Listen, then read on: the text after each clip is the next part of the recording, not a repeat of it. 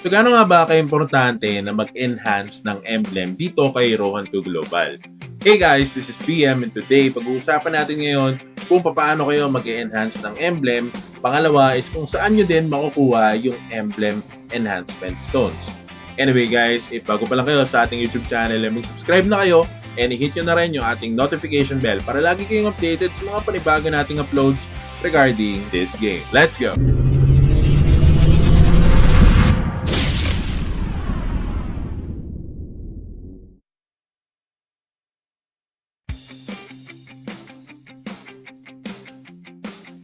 So, welcome back mga tol, no? So, today, pag-usapan natin kung gaano nga ba ka-importante na mag-enhance ng emblem dito kay Rohan 2 Global.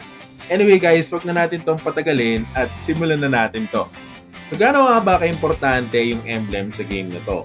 Number 1, kapag nag-upgrade kayo ng emblems guys, is meron kayong na-unlock na additional stats. And this stats is gonna be added permanently doon sa basic stats nyo. Which means na meron kayong edge kapag nag-upgrade kayo ng emblem. Let's say for example, you've upgraded yung destruction emblem. So ang additional stats na makukuha nyo dito would be max MP na plus 150 sa level 4 to guys ha. And then common monster attack na plus 45 and then the boss monster attack na plus 15.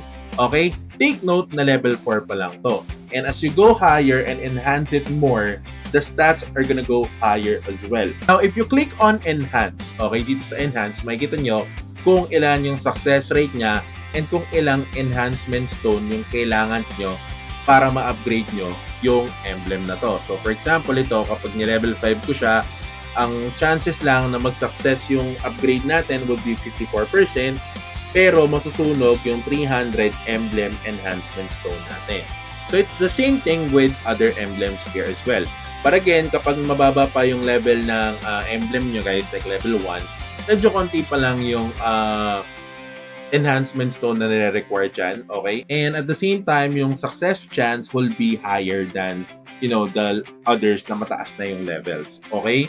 Now, kapag na-level 10 nyo ito guys, okay, pwede nyo siyang i-upgrade. So, meron ditong option to upgrade the emblem itself, which would give you additional stats as well and a chance to also upgrade it better. Okay?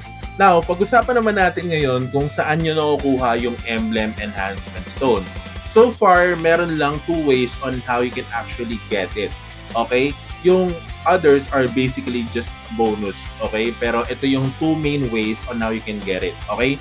The first one is by dismantling epic equipments. Regardless, kahit level 70 yan, or level 90, or level 110, basta epic equipment yung i-dismantle nyo guys, basta basura yung stats, okay?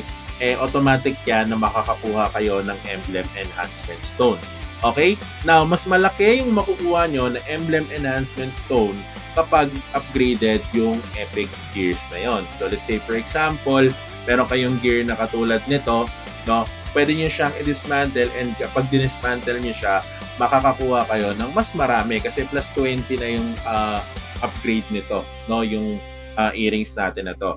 But if in any case man, kunwari ganito yung i-dismantle nyo, ano lang siya, kumbaga no ups, no? Hindi nyo i-upgrade. Pag dinismantle nyo to guys, konti lang din yung bigay niya, 20 lang. So, pinakita ko lang sa inyo guys to demonstrate para malaman nyo yung difference between an enhanced and also yung hindi na enhanced kapag dinismantle. Okay? So this is the first way. Now, the second way is through crafting. So magka-craft kayo dito sa emblem enhancement stone. So dito yan guys sa event. Okay? So you will be able to use the mark of the dark elf, okay, para makapag-craft kayo ng emblem enhancement stone. So each one of these boxes, okay, sa event will give you 10 emblem enhancement stone.